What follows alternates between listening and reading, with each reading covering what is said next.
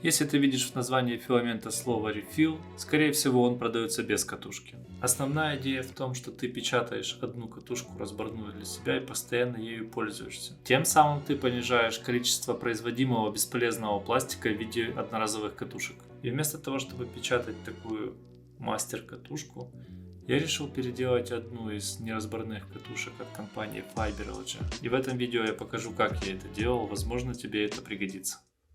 Ну и конечно же, если ты орк, то ставь дизлайк, оставляй тупорылый комментарий и иди нахуй, тебе тут не рады, а всем остальным приятного просмотра. Не знаю, почему так делают, но филамент, который продается без катушки, он в намотке уже на несколько сантиметров, чем намотка филамента, которая продается вместе с катушкой. Некоторые люди печатают уплотнители, которые компенсируют это расстояние. Но я так делать не хочу и постараюсь вырезать эти несколько сантиметров, чтобы филамент ложился плотно. Ширина катушки нового филамента около 4,5-5 сантиметров.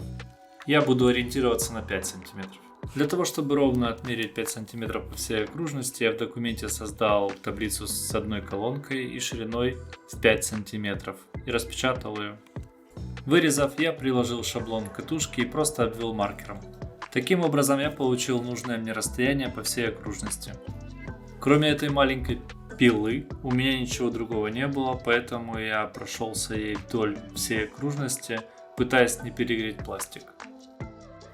Так, я отпилил, не знаю, вроде бы получилось даже почти ровно.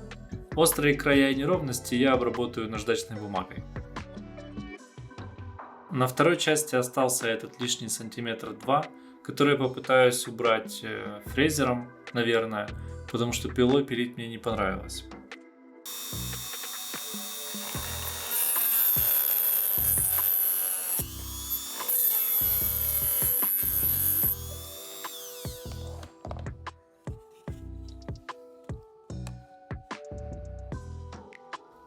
Ну, вроде бы нормально. Немножко плавится, но терпимо. Так, ну я отпилил. Криво, коряво, но внутри никто не увидит. Сейчас я еще обработаю наждачной бумагой. Наверняка можно сделать лучше, но мне уже как-то лень. Здесь все гладко, порезаться об края не получится, да и мешать при стыковке не должно.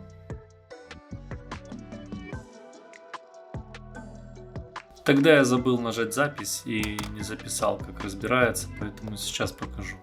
Здесь по всему кругу есть такие крепления, их нужно просто отщелкнуть, нажав пальцем.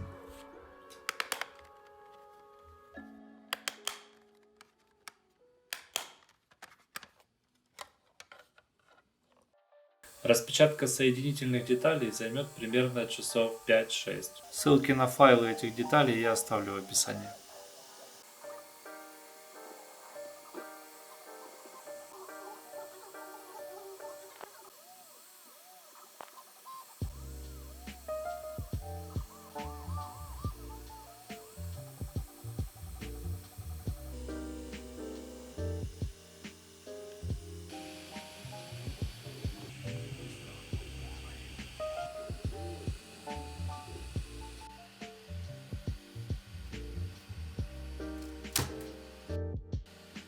Качеством печати я доволен. Самое главное, что резьба распечаталась без каких-либо поддержек очень ровно. Это, я считаю, самое главное, потому что, в принципе, как я уже не раз говорил, деталь находится внутри.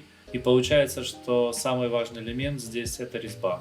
На детали осталась кайма, она снимается очень легко и от нее не остается никаких следов. Ну, короче, я запрессовал эту деталь и только потом увидел, что я не включил камеру. В общем, она зашла туда очень туго и держится там очень крепко. На этой части я тоже отрезал пару сантиметров, чтобы они не мешали внутри при сборке. Внешняя резьба насаживается на эту часть катушки с некоторым усилием и держится вполне крепко. Попробую их соединить.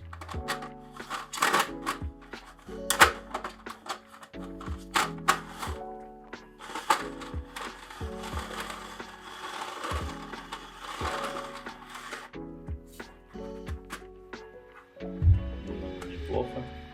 Нормально.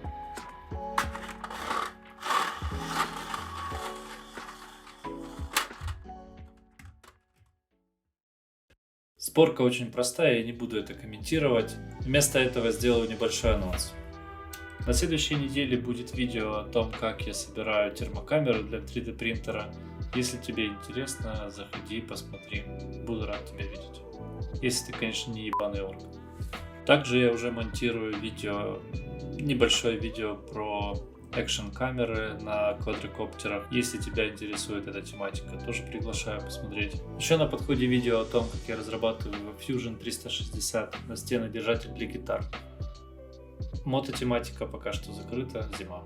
Також хочу звернутися до всіх, хто розмовляє українською мовою, до всіх, хто питає, чому я не розмовляю в своїх відео українською.